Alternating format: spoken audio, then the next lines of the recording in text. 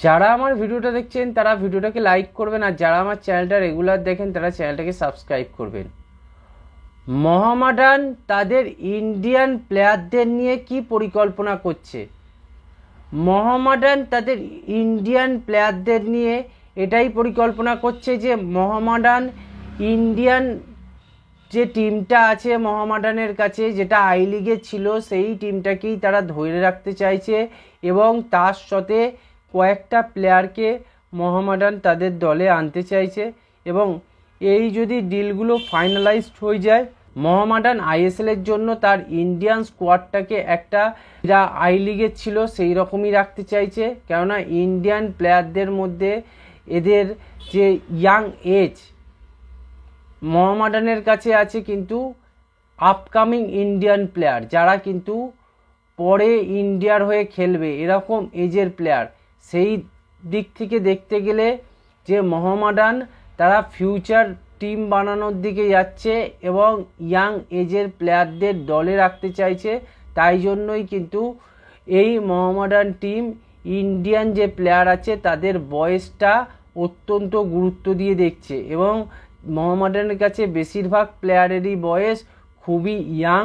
তাই জন্য তাদের ইন্ডিয়ান স্কোয়াডের বয়সের গড় হচ্ছে 25-26 বছর। তাই এই সব প্লেয়ারগুলো কিন্তু প্রচণ্ড পরিমাণে এনার্জেটিক হয় এবং এরা কিন্তু যে কোনো সময় অপোনেন্টের যে মনোবলকে ভাঙার জন্য যে একটা ইয়াং ব্রিগেড টিমের দরকার লাগে সেইটা কিন্তু করে দেখাতে পারে। তাই মোহামেডান সবসময় চাইছে এই প্লেয়ারদের স্পিড ভালো হবে, স্ট্যামিনা ভালো হবে এবং এরা সবসময় মাঠের মধ্যে লড়াই করতে জানবে, প্রত্যেকটা বল জেতার জন্য যাবে। এই ধরনের প্লেয়ারদেরই কিন্তু মোহামেডান ইন্ডিয়ান প্লেয়ারদের মোহামেডান তাদের দলে রাখছে।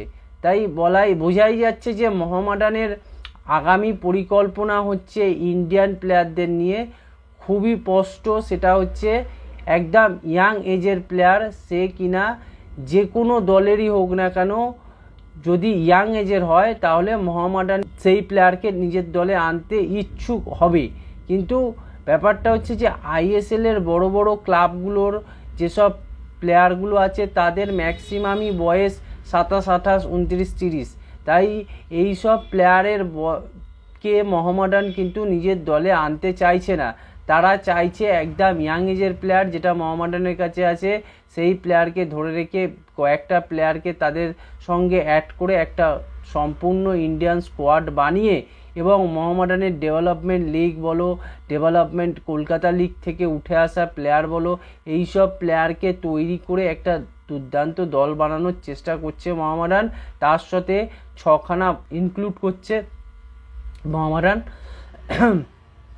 এইটাই যদি সঠিকভাবে হয় তাহলে কিন্তু মোহামেডানের ক্ষেত্রে কোনো অসুবিধা হবে না এই আইএসএল খেলার জন্য। আইএসএল খেলতে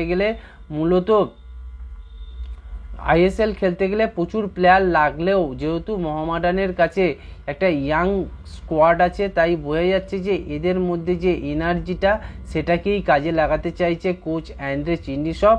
এবং এই এনার্জিটা যদি ঠিকঠাকভাবে কোচ কাজে লাগাতে পারে তাহলে কিন্তু মোহামেডান আগামী দিনে খুব ভালো ফুটবল উপহার দেবে, এই নিয়ে কারোর কোনো সন্দেহ নেই। কেননা মোহামেডান চাইবে যে আমরা টপ 6-এ ফাইট করি, টপ 6-এ ফাইট করে যদি টপ 6-এ আমরা এসে যেতে পারি তো আমাদের টিম কিন্তু সেই হিসেবেই আমরা বানাচ্ছি। কেউ একটা জিনিস মনে রাখবেন, কেউ টিম বানায় হারার জন্য নয়, তার একটা গোল থাকে।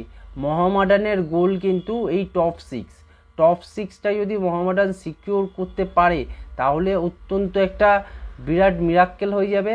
তাই বলবো যে মোহামেডানের গোল এই একটাই যে আমরা টপ 6 সিকিউর করা। আপনারা চ্যানেলটাকে সাবস্ক্রাইব করুন, ভিডিওটাকে লাইক করুন, ভিডিওটাকে শেয়ার করুন।